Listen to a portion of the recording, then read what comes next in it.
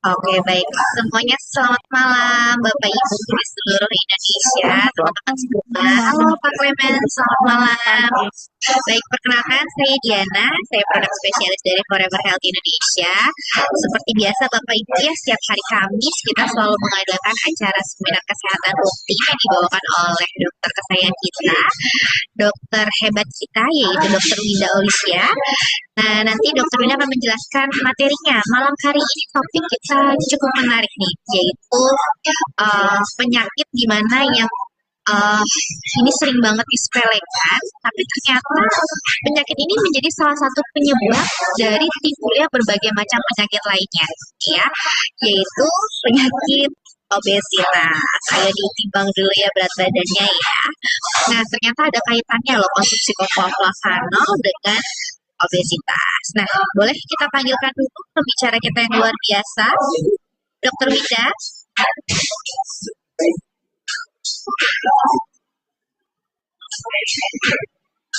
Halo, Halo, selamat malam dok. Oke dok. Nah ini sering banget disepelekan ya dok ya, si oh obesitas ini iya, ya. Merasa gendut itu lucu, gendut itu menggemaskan. Padahal ya dengan adanya berat badan berlebih ini akan timbul berbagai macam penyakit ya teman-teman ya. Oke baik teman-teman, selama dokter Rina menjelaskan, saya minta untuk tidak menyalakan kamera dan juga mikrofonnya demi kenyamanan bersama. Saya persilakan untuk dokter Rina untuk menjelaskan. oke, thank you di semangat pagi, selamat malam teman-teman FHI di seluruh Indonesia. Gimana kabarnya sehat-sehat ya? Sehat-sehat lah. Hari ini kan saya mau bawain topik tentang obesitas. Menarik nih topiknya. Topik yang sering kita bicarakan, kita sebenarnya rata-rata udah pada tahu dan tahu banget memang obesitas ini biang masalah ya karena banyak banget penyakit-penyakit nanti yang eh bersumbernya itu karena obesitas juga. Nah, dan itu biasa penyakitnya nggak enak. Nah, makanya nih kita perlu mencegah obesitas supaya aja sekaligus juga bisa membantu kita untuk mengurangi resiko terhadap penyakit-penyakit tadi itu ya. Nah, sekarang seberapa jauh sih teman-teman tahu tentang obesitas? Jadi obesitas itu sebenarnya nggak sampai mirip banget, mirip tapi nggak sama dengan overweight gitu ya.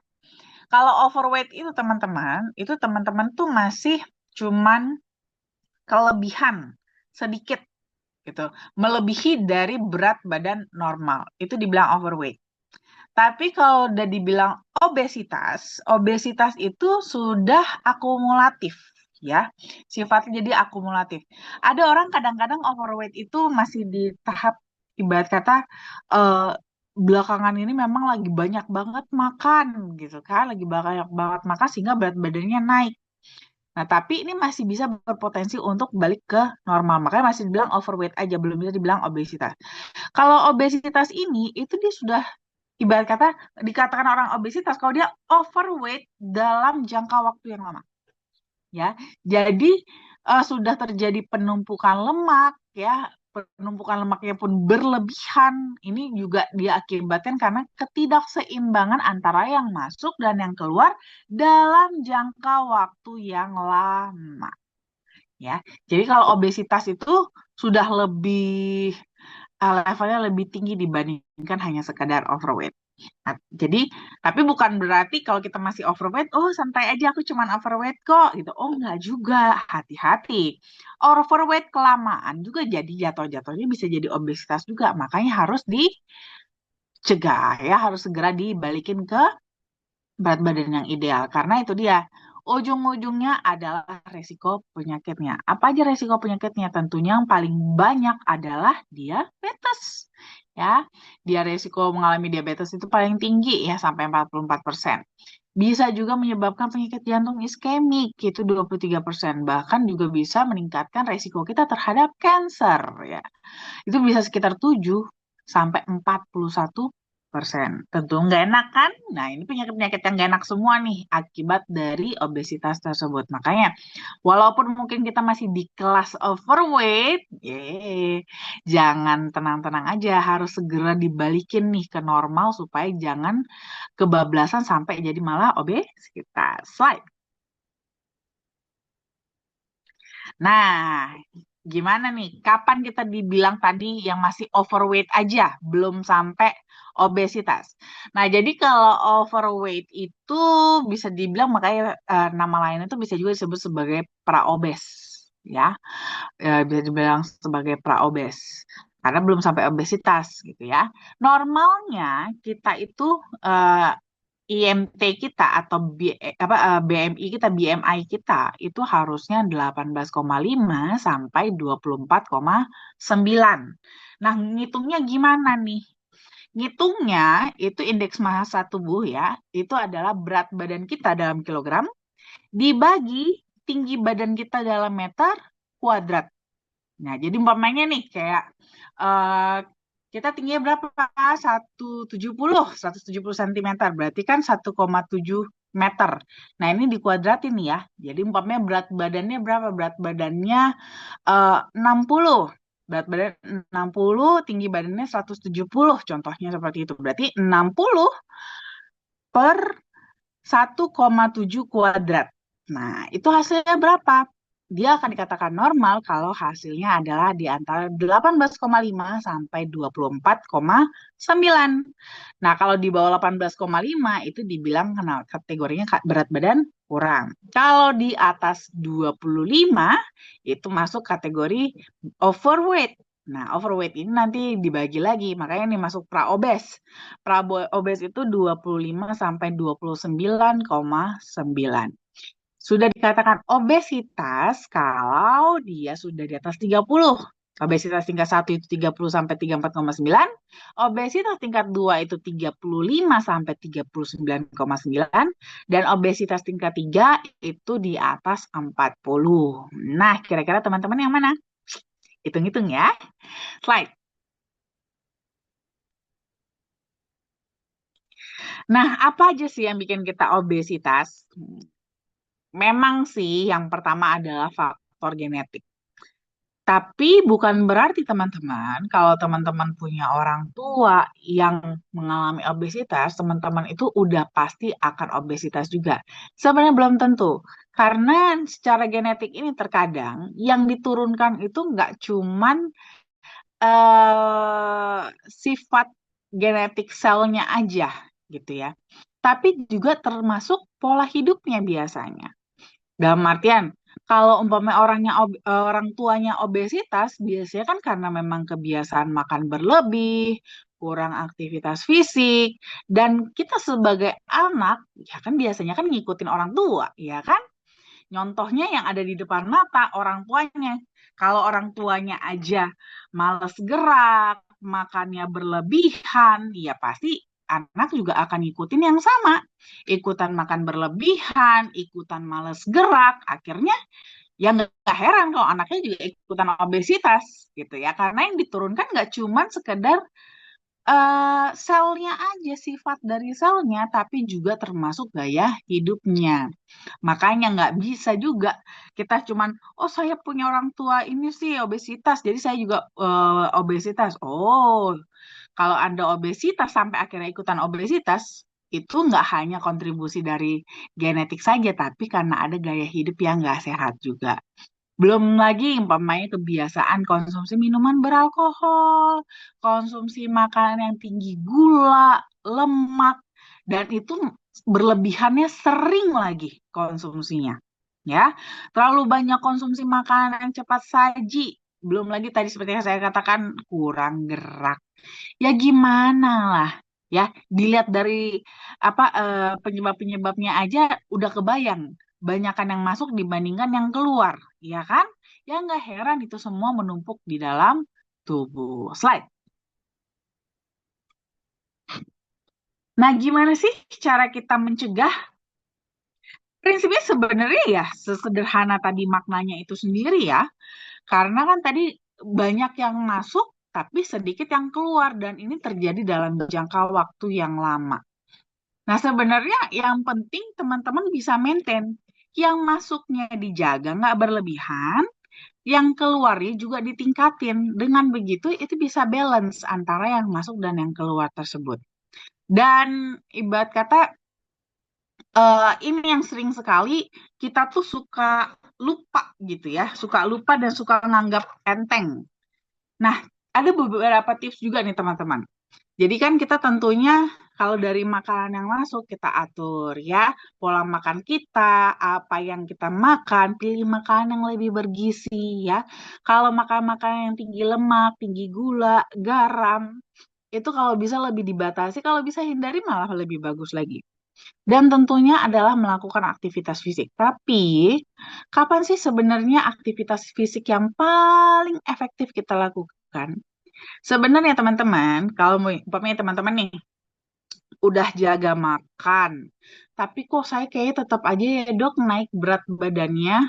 Hmm, Teman-teman, kalau teman-teman ingin membakar makanan yang sudah teman-teman makan, itu sebenarnya paling efektif adalah di 2 jam pertama setelah teman-teman makan. Makanya teman-teman perhatikan deh, kenapa sih kok kita eh kalau lagi tes gula darah, itu kan ada yang puasa habis itu 2 jam PP. Ya kan 2 jam setelah makan. Kenapa sih? Karena di dalam 2 jam pertama setelah kita makan tersebut, itulah paling optimalnya kerja insulin kita. Jadi pada saat kita makan, teman-teman, pada saat kita makan, itu kan kadar gula, kalori di dalam darah kita itu kan tinggi. Nah, sehingga ini akan memicu insulin kita itu untuk keluar, untuk bekerja nih. Mindah-mindahin gula keluar dari dalam pembuluh darah. Sehingga kadar gula darah kita itu bisa kembali ke normal. Nah, sekarang dia mau mindahinnya kemana? Yang pasti, yang pertama pasti dia akan nawarin itu ke otot.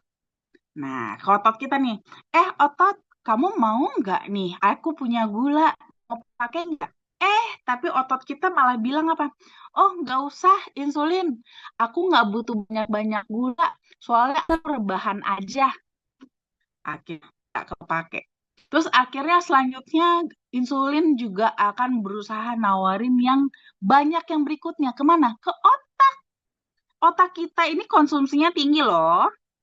Akhirnya ke otak juga ditawarin, hai otak, aku punya banyak gula nih, mau dipakai nggak? Mau gulaku nggak?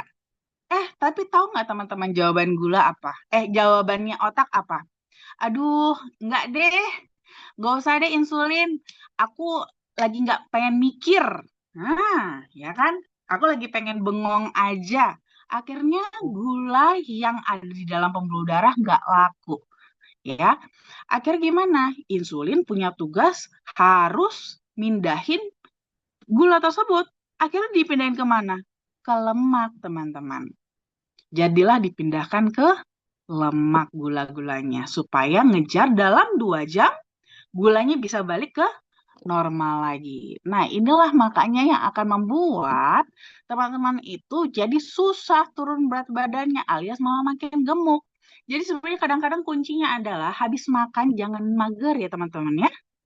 Lakukan aktivitas fisik. Berpikirlah, beraktivitaslah. Kalau kita aktivitas kan biasanya otak kita juga ikutan jalan kan. Ini akan semakin meningkatkan konsumsi gula yang ada di dalam darah teman-teman yang habis makan tadi gitu. Jadi nggak disimpan di dalam lemak. Karena kalau sudah di dalam lemak, teman-teman, itu lebih susah lagi untuk mecahinnya nanti. Ya, apalagi kalau teman-teman banyaknya makan junk food. Waduh, stoknya akhirnya jadi makin bertambah buat disimpan. Makanya penting banget nih untuk teman-teman setelah makan itu jangan diem-diem bengong saja ya, tapi beraktivitaslah.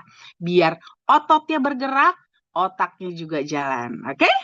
Dan lakukan pemeriksaan rutin bagi yang beresiko terkena obesitas. Slide. Nah, dari hasil penelitian teman-teman, jadi flavonoid itu ternyata punya manfaat juga loh untuk kasus obesitas. Jadi secara penelitian itu menunjukkan konsumsi 690 mg per hari katekin selama 12 minggu itu ternyata sudah bisa mengurangi total berat badan kurang lebih 3 kilogram. Kayaknya kecil ya, tapi jangan salah. 3 kilogram yang menurun ini justru adalah di tempat-tempat yang strategis, yaitu apa? Lingkar pinggang. Lingkar pinggang bisa berkurang hingga kurang lebih 3,3 cm dan persentase lemak tubuh itu bahkan bisa berkurang kurang lebih 1,5 kilogram. Slide.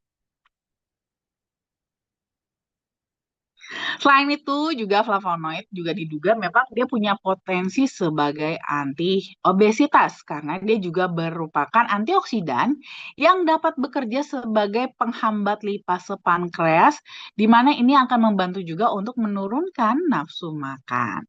Selain itu flavonoid juga dianggap dapat meningkatkan kinerja dari workout kita ya dari latihan, olahraga dan juga meningkatkan oksidasi lemak dan mencegah obesitas. Slide.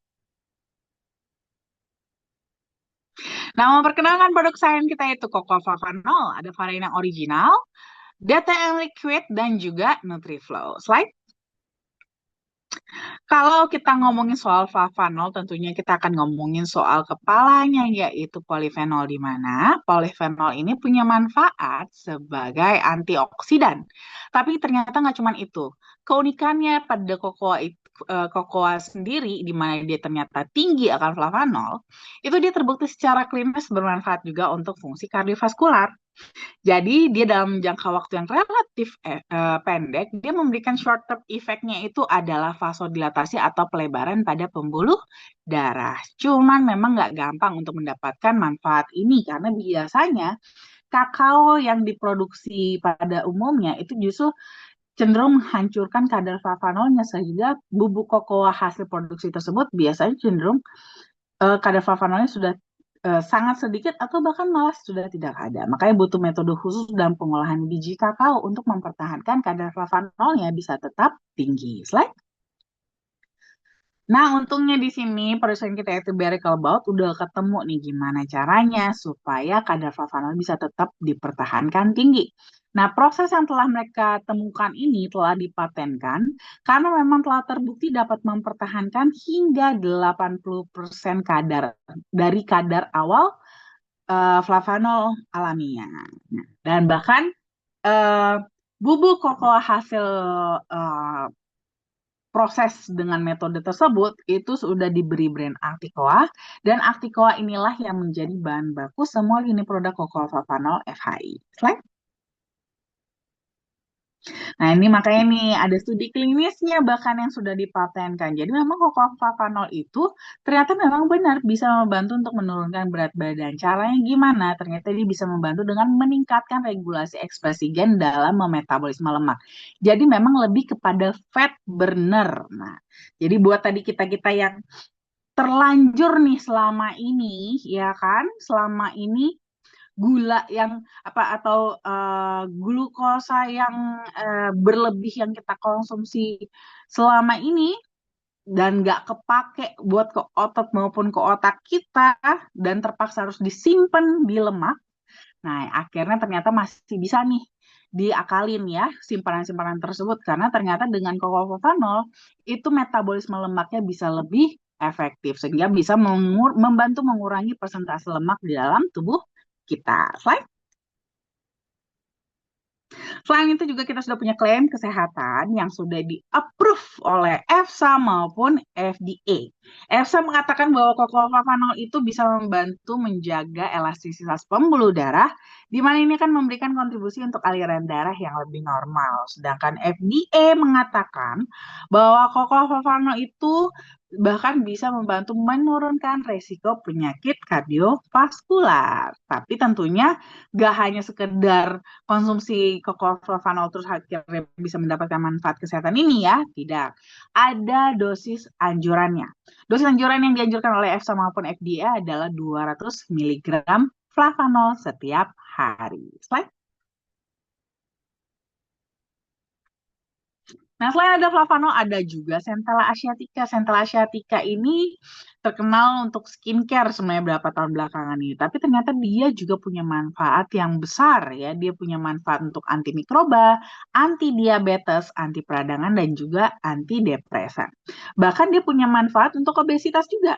Karena ternyata Centella asiatica itu bisa membantu untuk menurunkan akumulasi lemak tubuh melalui pengaturan gen yang berhubungan dengan homeostasis kolesterol dan metabolisme lipid yang disebabkan oleh diet yang tinggi lemak dan tinggi gula. Jadi bikin kita tuh supaya kalau umpamanya kita konsumsi banyak lemak, banyak gula, itu tuh metabolismenya bisa lebih efektif supaya nggak jadi malah makin terakumulasi atau tersimpan di dalam lemak tubuh kita. Slide.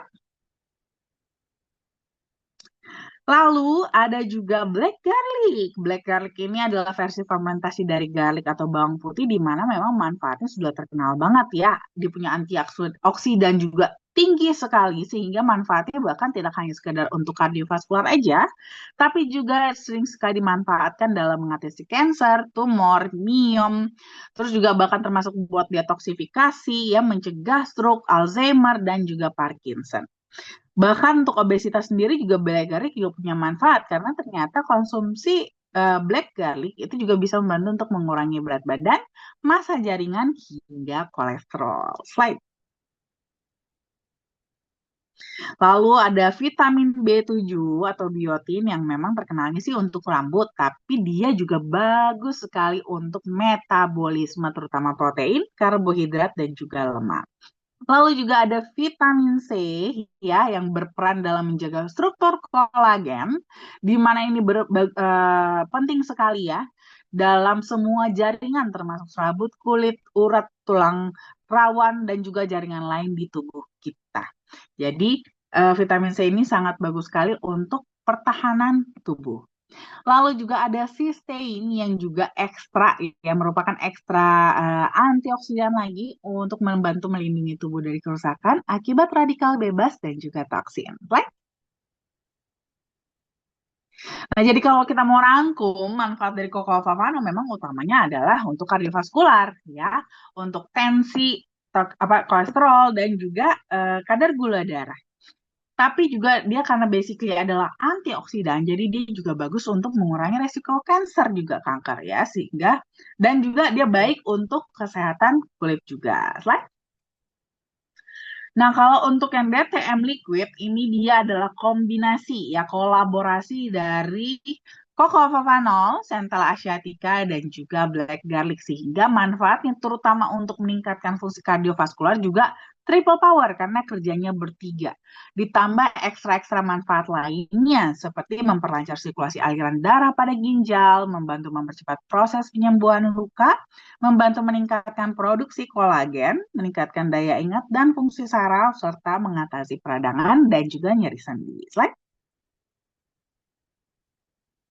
Nah, untuk Nutriflow ini dia cocok banget nih, terutama untuk topik kita, ya, karena dia bagus banget untuk membantu kita juga dalam program diet, tapi nggak sampai lemas, tapi malah bisa membantu untuk meningkatkan metabolisme yang lebih efektif sehingga bisa menghasilkan energi yang lebih banyak, di mana energi tersebut tentunya harus kita gunakan. Gunakan untuk apa? Olahraga dong tentunya ya, aktivitas fisik ya untuk bekerja ya supaya bisa lebih fit, lebih energik. Karena memang di Nutriflow ini dia lebih membantu penyerapan nutrisi kita lebih optimal sehingga metabolismenya juga bisa optimal juga. Tapi tentunya tidak lupa tetap juga meningkatkan fungsi kardiovaskular juga. Sama ada extra protection di Nutriflow ini ya, dia lebih membantu memperkuat daya tahan tubuh dan juga melindungi sel dari stres oksidatif. Nah, kalau untuk Nutriflow ini teman-teman bahkan bisa gunakan untuk tadi ya program diet karena bisa digunakan sebagai meal replacement atau pengganti makan. Biasanya sih sebagai pengganti sarapan ataupun pengganti makan malam. Atau kalaupun umpamanya mau buat cemilan tapi versi yang lebih sehat dan juga bisa sekalian buat manfaat ngebakar lemak, ini juga boleh juga menggunakan Nutriflow ini. Slide. Nah, kalau untuk konsumsi kita bergerak pada yang dianjurkan oleh EFSA dan FDA tadi ya, yaitu minimum 200 mg flavanol. Untuk varian yang original, teman-teman bisa mendapatkan 200 mg flavanol itu dalam 3 gram. Ya, 3 gram itu kurang lebih sekitar setengah sendok teh saja. Ya, sedikit sekali tapi sudah bisa mendapatkan manfaat yang begitu besar. Nah, itu pun tapi tetap tergantung pada kebutuhan tubuh masing-masing ya teman-teman ya, karena biasanya beda tubuh, beda kondisinya, itu bisa beda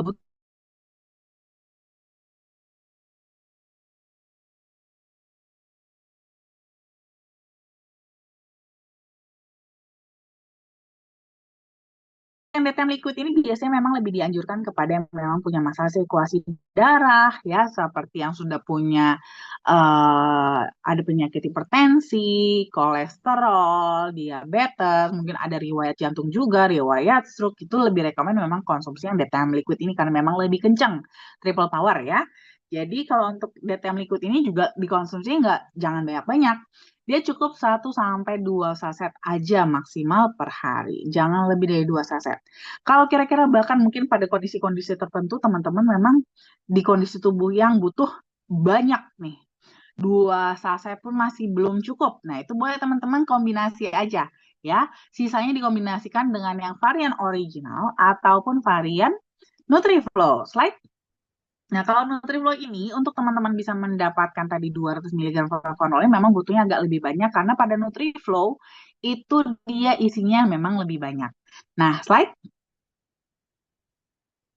Untuk Nutriflow itu konsumsinya adalah 1 sendok makan buncung atau sekitar 15 gram ya. Nah, Nutriflow ini teman-teman bisa konsumsinya itu 1 sampai 2 kali sehari. Bisa digunakan juga sebagai meal replacement tadi ya, pengganti sarapan ataupun pengganti makan malam. Terima kasih.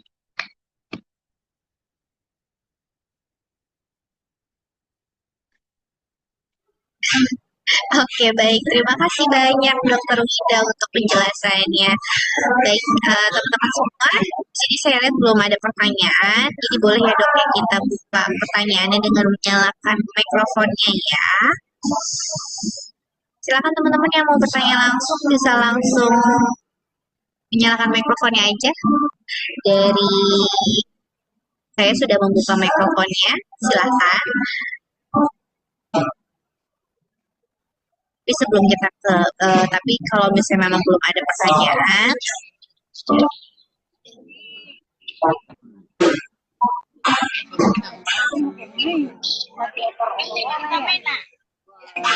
halo Bu Selvi. Selvi. Selamat malam. Selamat malam, Ya, Bu selamat Selvi. malam.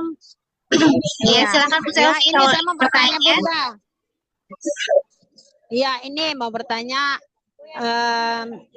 Ini kan ada teman yang apa namanya itu kanker payudara. Kanker payudaranya sudah sedikit ada lubang. Cuman dia agak takut konsumsi. Sekalipun saya sudah pernah kasih lihat yang testimoni, tapi takut konsumsi. Kira-kira bagaimana cara menjelaskan, Bun?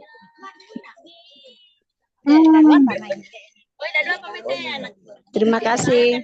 Ya, sebenarnya sih kalau soal takut sih sebenarnya kembali kepada masing-masing orangnya sih. Itu kan soal keyakinan ya. Tapi sebenarnya gak ada yang perlu diketakutkan sih dengan konsumsi cocoa flavanol. Karena cocoa flavanol kita itu pure. Nah, jadi mungkin ini juga buat teman-teman juga ya, biar lebih percaya diri sebenarnya. Cocoa flavanol kita ini itu adalah cocoa flavanol yang paling pure sedunia loh. Ya. Jadi Acticoa-nya berry itu di dunia ini ya dengan brand-brand lain di seluruh di negara-negara lain sekalipun itu cuman kita doang teman-teman yang pure. Jadi artinya apa? Artinya kita justru malah bisa lebih tidak terlalu khawatir ya dengan kemungkinan nanti begini, nanti begitu, nanti begini, nanti begitu. Karena dia pure.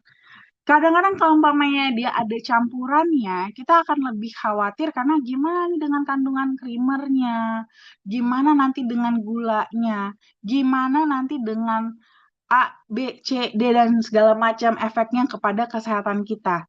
Nah, kita jadi memang itu akan bisa lebih khawatir. Nah, tapi untungnya flavanol kita itu, untungnya FHI itu membuat flavanol, cocoa flavanol itu pure banget. Ya, pure banget, bener-bener eh, seluruh manfaatnya itu bisa teman-teman rasakan gitu. Dan ini tuh sebenarnya yang seharusnya sih membuat justru tidak perlu khawatir karena memang ini jadi membuat kita tuh sangat berbeda sekali ya, sangat berbeda sekali jadinya dengan beberapa kalau mau dibandingkan dengan kokoa-kokoa lainnya gitu. Apalagi kalau ngebandingnya sama coklat, aduh jauh banget. Ya, jauh sekali. Jadi mungkin boleh juga sama Bu Selvi nanti dijelasin ke temennya, ini tuh benar-benar eh, kokoa yang memang tinggi akan flavanol. Di mana flavanol itu merupakan salah satu antioksidan yang bagus banget ya, bagus banget untuk menangkal radikal bebas apalagi untuk pada kasus-kasus seperti cancer seperti ini justru. Cuman kalau dia umpamanya ngalaminnya kankernya payudara, saya sih sebenarnya lebih rekomen kalau bisa konsumsinya liquid, Bu. Ya, liquid itu dia lebih kencang lagi karena dia ada tambahan black garlic dan juga centella asiaticanya di mana kedua-duanya itu justru sangat bagus banget ada jadi ekstra tambahan antioksidan yang lebih tinggi lagi yang dimana kita sering banget justru malah menggunakannya untuk kasus-kasus yang lebih berat termasuk kanker payudara gitu. Jadi bisa sebagai terapi paliatifnya. Tentunya sebenarnya kalau dari sisi pasien ya, apalagi pasien cancer, apa sih yang lebih mengerikan sebenarnya dibandingkan kemoterapi? Nggak ada. Kemoterapi itu udah yang paling mentok.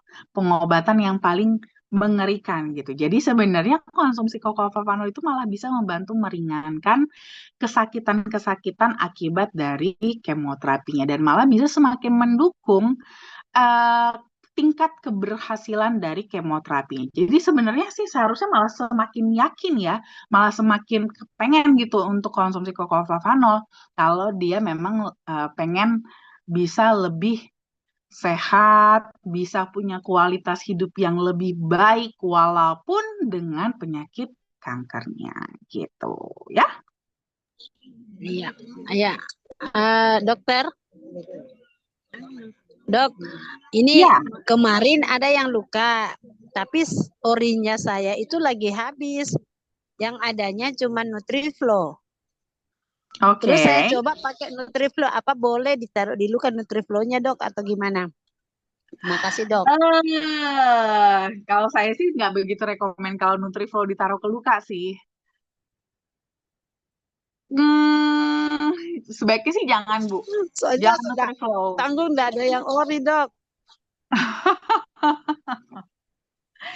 Kalau kayak gitu Nutriflo diminum aja. Susun coba-coba dok. Lebih baik Nutriflo-nya diminum aja. Karena Oh kalau gitu dok, gini, iya. karena kan Nutriflo itu dia isinya banyak. Jadi dalam artian untuk mendapatkan flavanolnya, jadi dikit banget kalau seandainya kita bikin takaran yang sama seperti kita bikin ori gitu. Akhirnya apa? Nggak kena nanti manfaat apa nggak dapat manfaatnya kalau menurut saya ya, makanya kurang efektif kalau memberikannya Nutriflow gitu karena perbandingannya terlalu banyak gitu. Yang satu ori kita cuma butuh 3 gram, Nutriflow butuhnya 15 gram gitu kan, berarti sebenarnya olesannya ke lukanya itu harus 5 kali lipat Tiga lebih kali. banyak kalau mau pakai Nutriflow, tapi Oh kan iya jadi iya sayang iya. juga ya kan. Kan sayang kalau seperti itu. Iya. Nah, makanya kalau kenapa? Tidak, enggak dok. Enggak, kita lagi ada teman di sini jadi. Iya, Iya. jadi gitu. Kalau menurut saya sih untuk lukanya mendingan untuk sementara Nutriflow-nya diminum aja. Ya, lewat minum sambil nunggu orinya datang gitu.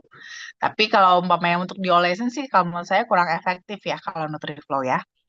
Oh iya, baik-baik. Iya. Makasih dok. Sama-sama Bu Selvi. Oke, baik. Terima kasih banyak Dr. Wida dan Bu Selvi.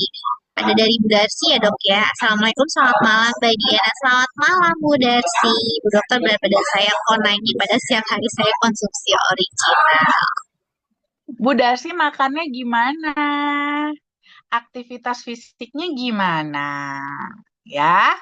Nah, ini tadi makanya sempat saya bahas juga kan, saya sempat singgung juga tadi pas lagi materi. Nah, jadi ini ada beberapa kunciannya juga, teman-teman. Ya, termasuk Bu Darsi juga ya. Jadi, kalau habis makan itu usahakan beraktivitas. Ya, langsung beraktivitas, usahakan ya. Dalam 2 jam pertama itu usahakan langsung beraktivitas. Itu termasuk salah satu tips. Nah, karena kalau umpamanya naik berat badan seperti ini, padahal konsumsi original gitu kan, berarti artinya originalnya nggak apa jumlah konsumsi originalnya tidak cukup dalam mengcover atau mengimbangi untuk pembakaran lemaknya Bu Darsi gitu. Pembakaran untuk metabolismenya Bu Darsi karena mungkin kan kepake juga buat yang lain-lain kan? Iya, berarti gitu. Nah, artinya apa? Nah, di sini ada beberapa opsi nih. Antara menambah lagi konsumsinya atau kerjaannya yang jangan ditambah gitu ya. Sekarang Bu Darsi konsumsi original itu pasti ada tugasnya ya kan? Tugasnya untuk mungkin kesehatan masalah kesehatan lainnya gitu yang lebih mungkin ada sakit apa gitu segala macam ya. Itu akan terpakai ke sana. Tapi mungkin Bu Darsi ada menambah beban tambahan yaitu apa? Untuk mengolah kelebihan glukosa tadi ya, kelebihan glukosa tadi ngerjain itu gitu, kelebihan glukosa kelebihan lemak tadi. Nah, sedangkan jumlah konsumsi originalnya masih tetap sama ya nggak cukup. Kan ada tambahan tugas. Kalau ada tambahan tugas harus tambahan pekerja juga dong, ya kan? Harus ada tambahan orangnya yang ngerjain ibaratnya gitu. Jadi ya, harus ditambahin konsumsinya atau ya itu tadi kerjaannya yang jangan ditambahin. Caranya gimana?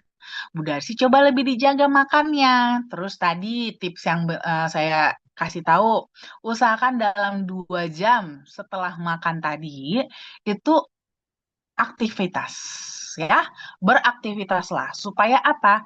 Jangan sampai yang dimakan tadi keburu dirubah dulu menjadi simpanan lemak, tapi langsung dipakai. Ya, langsung dipakai untuk menjadi tenaga, langsung diolah menjadi tenaga gitu ya. Oke. Oke, baik. Terima kasih banyak Dokter Wida. Oke dok, sebelum kita ke sesi tanya jawab lagi, saya akan memberitahukan informasi mengenai sosial media dan juga nomor kesehatan Dokter Winda ya. Sosial media, teman-teman bisa mengikuti sosial media kami di YouTube Forever Healthy Indonesia Official, Instagram foreverhealthy.id, Facebooknya Forever Healthy Indonesia, Telegram FY Official, dan juga ada TikToknya di @foreverhealthy.indonesia. Jika teman-teman ingin mengetahui informasi mengenai acara kemudian berita kesehatan bisa langsung mengikuti sosial media kami.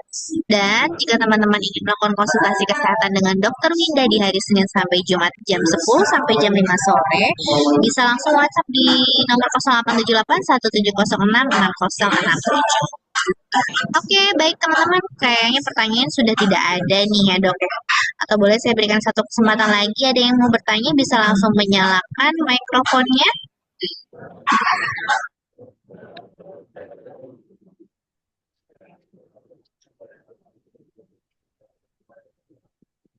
Dari Bu Rosma. Bu Rosma yang bertanya.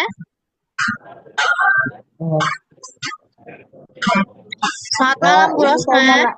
Ya, Ya, silakan Bu Rosma. Ya, saya mau menanya ini. Ada pasien saya saraf terjepit. Jadi sudah habis dikonsumsi 1 kotak yang orinya. Cuman kok belum ada perubahan. Bagaimana? Apa perlu ditambah dosisnya? Gimana, dokter? Oh iya, ya perlu dong Bu.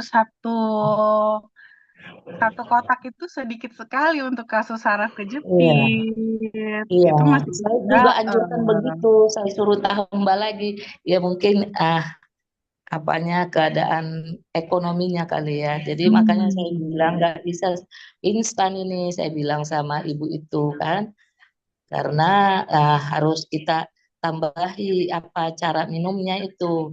Memang minumnya pagi 1 sendok teh, ah, sore malam 1 sendok teh itu, dokter. Hmm. Ya. Jadi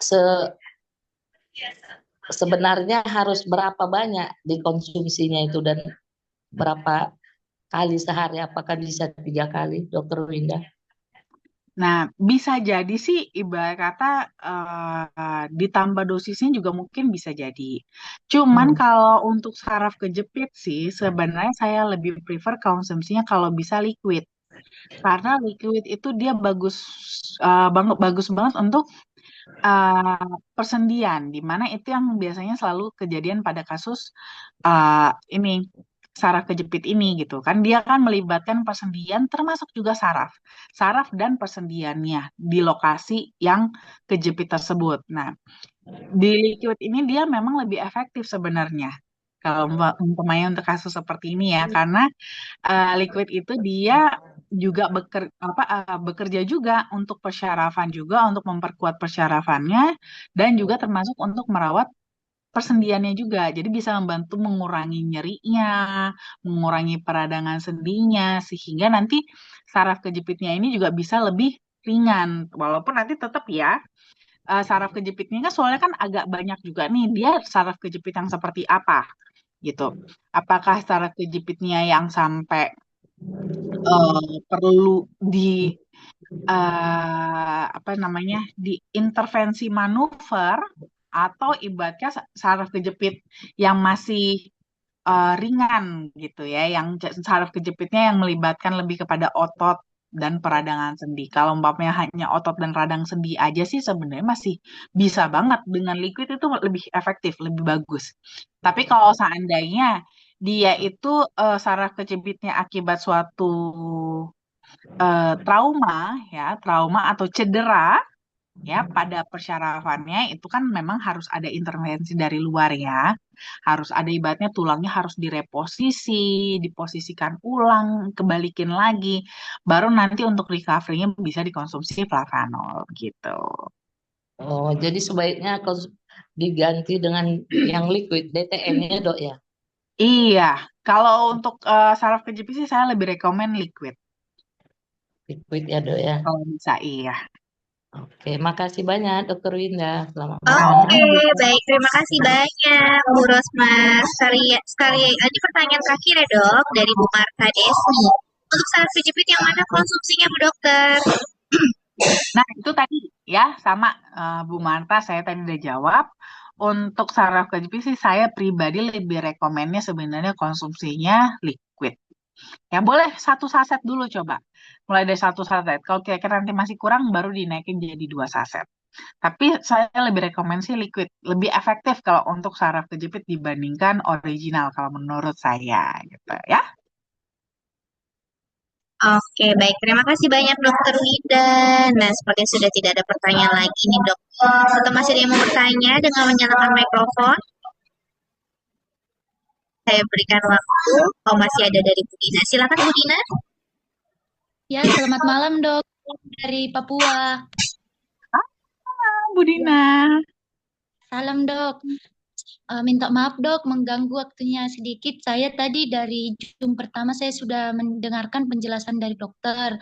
Jadi dok, jujur saya belum konsumsi flavanol ini dan saya belum join sebagai member di dalam flavanol ini. Cuman saya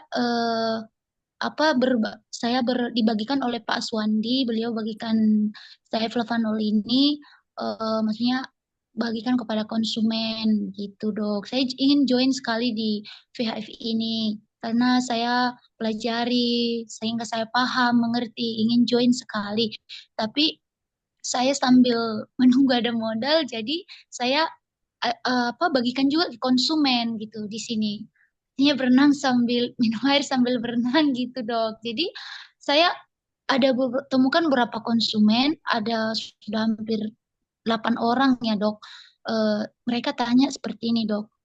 Mereka sedikit sharing, beliau bilang begini, saya sudah diperiksa sama beberapa dokter, bahkan obat yang saya minum itu nggak ada eh, apanya, apa namanya hasilnya gitu. Mm-mm. Ada yang paru-paru, ada yang diabetes, ada yang Mm. ginjal, ada yang asam urat. Baru terus saya bilang, Bu, coba dulu flavanol. Dia minuman tidak seperti obat gitu. Dia minuman kayak herbal, Bu. Dia itu yang saya mengerti ya, Dok, yang saya pahami gitu. Dia minuman yang terbuat dari coklat, cocoa flavanol. Nah, itu enggak seperti obat 2 kali sehari, terus berapa apanya takarannya, itu cuma takaran 1 sendok begitu. Nah itu nggak berefek dan nggak berdampak gitu. Kalau kita kan terlalu minum obat dari apa minta maaf ya dok, dari dokter kan terlalu sering minum obat keras ginjal gitu ya dok ya. Mm-mm. Nah terus bilang, oh nanti kalau saya minum itu nggak berdampak kak, nggak ada efeknya kak. Nah, sedangkan saya dok pribadi, saya belum minum itu, saya belum merasakan khasiatnya gitu. Nah, setiap konsumen yang saya jumpai seperti itu dok, banyak mereka mempertanyakan. Tapi saya berusaha untuk meyakinkan bahwa mereka yakin dan percaya bahwa flavanol itu bisa loh menyembuhkan mereka gitu. Karena tanpa harus berobat ke Penang, ke Singapura atau kemana. Mereka katanya sampai udah jual beberapa tanah untuk berobat, nggak ada perubahan gitu dok.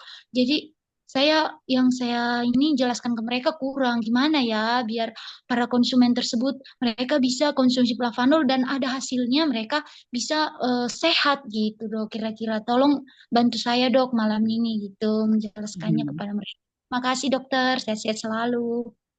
Iya, jadi sebenarnya sih sederhananya Bu Dina, cocoa flavanol itu kalau seandainya dosisnya sudah tepat sesuai dengan yang dibutuhkan tubuhnya, itu dia Iya. akan memberikan efek. Efeknya itu bisa enak, bisa nggak enak. Jadi jangan salah, kalau ada dirasakan efek yang tidak enak, itu bukan berarti, wah nggak cocok. Belum tentu. Itu sebenarnya adalah justru suatu reaksi bahwa dosis yang sudah dikonsumsi tadi itu adalah dosis yang memang dosis yang sedang bekerja, dosis yang sudah mulai efektif bekerja. Memang di awal konsumsi kokolflavanol, dia akan melakukan bersih-bersih atau detoksifikasi, di mana memang reaksi detoksifikasi itu biasanya kebanyakan sih nggak enak ya. Namanya lagi bersih-bersih, mana ada yang enak sih? Bersih-bersih itu kan nggak enak ya, melelahkan, semua dicuci-cuci ya, pasti nggak enak, semua dibuang-buang. Nah, jadi itu biasanya nggak nyaman, tapi justru itu jangan jadi khawatir dengan seperti itu. Itu justru adalah tanda berarti dosisnya tuh udah sesuai nih dengan yang dibutuhkan oleh tubuhnya. Makanya berasa rasanya, berasa efeknya. Tapi ada juga yang kebetulan tubuhnya cukup bersih, ya kan? Tubuhnya cukup bersih. Jadi pada saat konsumsi cocoa flavanol itu bersih-bersihnya cukup santai gitu ya, karena nggak banyak racunnya yang perlu dibuang. Nah, jadi kedua-duanya itu sama-sama artinya artinya positif gitu. Jadi justru sebenarnya kebanyakan yang saya dan mungkin teman-teman yang lain juga ya, selama ini pengalamannya justru banyakan tuh konsumsi klorofevanol tuh pasti berasa. Pasti ada rasanya. Rasanya itu in general ya, nggak selalu rasanya itu sesuai dengan yang eh, masalah kita doang gitu. Jadi contohnya begini, kayak tadi ada masalahnya itu lebih kepada contohnya masalah ke nyeri sendinya gitu. Contohnya lututnya sakit, pengen konsumsi Ketoconazole supaya lututnya jadi makin nyaman dia. Tapi pas awal konsumsi itu bukan di lututnya yang berasa, tapi yang dia rasakan apa? Mungkin bisa jadi ngerasa kayak kok aku jadi lebih ngantuk ya gitu. Lebih ngantuk ya bawaannya pengen tidur gitu. Nah, itu kan sebenarnya kayaknya kesannya nggak nyambung ya. Nah, tapi itu sebenarnya artinya dia sedang bekerja. Terkadang soalnya sering banget kita merasa kita punya masalah kesehatan A, tapi tubuh kita sendiri sebenarnya merasa lebih ada masalah lain yang lebih penting, yaitu mungkin yang B atau yang C gitu. Dimana dia ingin ngeberesin B atau C ini dulu sebelum ngerjain yang A. Karena yang B dan C ini lebih vital contohnya mungkin masalahnya. Dimana mungkin kadang-kadang kita bahkan bisa jadi nggak nyadar kalau kita ternyata punya masalah kesehatan tersebut. Nah, jadi makanya kenapa memang konsumsi flavanol itu mungkin nanti eh Pak eh, upline-nya Pak Suwandi tadi ya. Iya dok, Pak Ah, Suwandi. mungkin Pak Suwandi nanti bisa sharing ya lebih banyak gitu ke Bu Dina.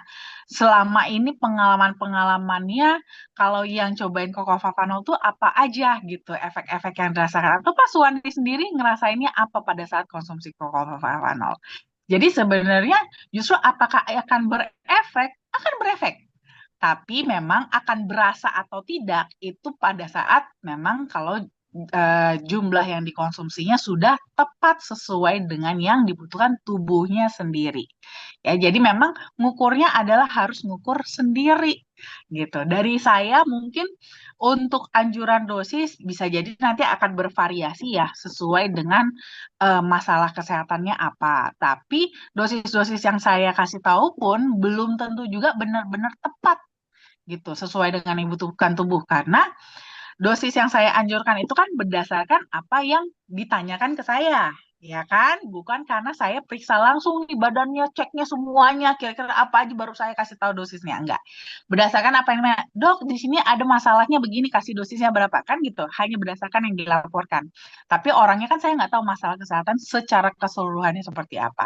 Nah, jadi nanti mungkin dari dosis yang saya kasih tahu nanti, itu nanti boleh di-adjust ya, disesuaikan lagi sesuai dengan nanti yang si konsumennya Budina rasakan gitu.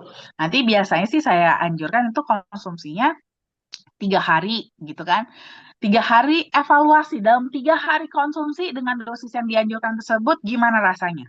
Udah cukup enak atau ada yang dirasa-rasa nggak? Baik itu yang enak ataupun yang nggak enak, entah apapun itu gitu. Kalau umpamanya ada sesuatu yang dirasakan, berarti lanjut aja terusin dosisnya. Tapi kalau seandainya kayaknya masih belum terasa apa-apa deh, kita tambahin gitu ya, tambahin dosisnya mulai dari tadi dosis yang dianjurkan tadi gitu. Jadi supaya nggak mulai dari bawah banget. Kalau nggak kelamaan nanti keburu bosen juga konsumennya. Kok nggak berasa mulu sih, udah ditambah belum berasa juga. Nanti kan biasanya suka komplainnya begitu ya. Jadi biasanya kita mulai agak sedikit lebih di tengah-tengah, apalagi untuk kasus-kasus yang lebih berat begitu. Ya Bu Dina? Ini pertanyaan terakhir, Dok. Dok, kalau misalnya konsumennya sudah mengkonsumsi flavanolnya, terus syukur udah sembuh, udah sehat, terus apakah flavanol ini ketergantungan dan apakah konsumennya melanjutkan kembali atau bagaimana? Sebenarnya kalau dibilang ketergantungan sih enggak. Ya, ketergantungannya sih sebenarnya enggak.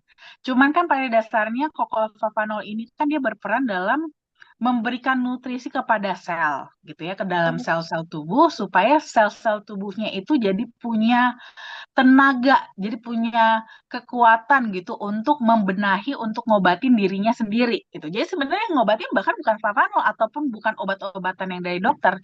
Yang ngobatin sebenarnya adalah tubuh kita sendiri gitu loh. Nah, cuman kan untuk ngobatin dirinya dia sendiri dia juga butuh nutrisi. Itulah makanya kita kasih flavanol. Nanti setelah sehat, apakah ketergantungan dengan flavanol? Sebenarnya enggak. Sebenarnya enggak kok. Jadi most of flavanolnya bisa, nggak apa-apa, nggak ada masalah. Asalkan kalau nanti berhenti konsumsi flavanolnya, perhatikanlah nutrisi. Ya, pastikan tubuhnya itu sel-selnya tetap dapat nutrisi yang sama, ya, sama besarnya, sama manfaatnya seperti saat masih mengkonsumsi flavanol. Nah, seringnya ini yang nggak mudah, ya. Kita tuh masih suka makan sembarangan, ya kan? Ribet gitu ya, kayaknya aduh ribet banget sih, yang penting makan mah kenyang. Nah, inilah yang akan membuat akhirnya nanti setelah nggak konsumsi flavanol, kok jadi menurun ya kesehatannya? Ya iyalah kan beda makanannya, ya kan? Beda amunisinya. Ibaratnya sama kayak mobil deh, yang biasa kita kasih Pertamax Plus, tiba-tiba dikasihnya Pertalite atau kasihnya apa sih yang paling kasih ini premium apa bukan premium ya namanya apa sih? Kok saya jadi lupa nama-nama bensin. Pertalite deh, bilang deh Pertalite. Pasti kan performa mobilnya juga beda toh, iya kan? Nah, jadi Benar. sama seperti itu, sama seperti sel-sel tubuh kita juga. Selama ini ibaratnya pas lagi nggak fit gitu kan, kita kasihnya, wih kasih Flavanol nih, yang paling mantep nih, kita kasih Pertamax Plus, ya kan? Udah enak nih, mesin-mesin tubuh kita kan, sel-sel tubuh kita udah enak, kebiasaan dikasih makan yang enak, terus habis itu karena merasa sudah sehat, turunin aja deh, nggak usah kasih Flavanol lagi. Kasihnya entah apa aja yang ada deh, ala kadarnya. Ya, jangan heran kalau pasti performanya juga menurun gitu. Ya, paling di situ aja sih. Nah, enaknya sebenarnya flavanol itu dia itu eh apa sih namanya dinamis ya, Bu. Jadi sebenarnya kalau seandainya nih pas lagi kurang sehat, kalau lagi nggak fit, dosisnya agak tinggi. Nanti kalau sudah sehat, sebenarnya sih sebaiknya saran saya jangan di stop, tapi kurangin aja dosisnya, jadi dosis standar, dosis Siap, Dok. maintenance aja, gitu. Jadi nggak harus sama besar. Ibaratkan udah sembuh-sembuh tetap makannya banyak, nggak usah, jangan. Sayang kebuang-buang, ya kan? Turunin aja dosisnya gitu. Jadi lebih ringan juga begitu. Tapi tetap selnya itu tetap dapat nutrisi yang optimal. Oke, baik. Terima kasih banyak, Dokter Winda. Nah, itu dok tadi pertanyaan terakhir ya, Dok ya. Nggak berasa waktunya juga udah jam 8 malam. Sebelum saya akhiri, ya ingin ada yang disampaikan, Dokter? eh Apa ya? Paling ya itu dia sih saya ingetin lagi buat soal masalah topik kita hari ini itu tentang obesitas, ya. Terutama teman-teman yang pengen diet, nurunin berat badan, yang udah terlanjur nih overweight, ya. Ingat, tidak hanya semata-mata soal ngurangin makan doang, enggak ya. Itu banyak yang perlu dikurangin. Mulai dari yang masuk dikurangin, yang udah terlanjur tersimpan juga harus dikurangin. Ya, caranya gimana? Dengan aktivitas fisik ya. Aktivitas fisik, otaknya juga jalan ya, berpikir ya kita, otak jalan, otot gerak ya, terutama 2 jam setelah makan. Nah, supaya pergerakannya, pembakarannya bisa lebih optimal, jangan lupa konsumsi flavanolnya. Biar yang tadi biasanya dibakar cuma 2, bisa dibakar lebih banyak sampai 3, 4, 5, dan seterusnya. Jadi supaya kita bisa lebih efektif dan kita bisa segera mencapai berat badan yang ideal supaya bisa lebih sehat. Oke? Oke, baik. Terima kasih banyak, Dokter Winda dan teman-teman semua ya, karena waktunya juga sudah jam 8 malam. Jadi terpaksa tadi saya harus mengakhiri acara seminar kesehatan kita. Bapak Ibu pastikan mengikuti juga acara bisnis review online kami di setiap hari Rabu dan acara seminar kesehatan offline Dokter Winda di setiap hari Jumat. Kalau begitu, saya akhiri acara seminar kesehatan malam hari ini. Kita ketemu lagi nanti minggu depan ya. Selamat malam dan selamat beristirahat semua. Bye-bye. Terima kasih Dokter Winda. Terima kasih Terima Diana. kasih, Dokter Winda.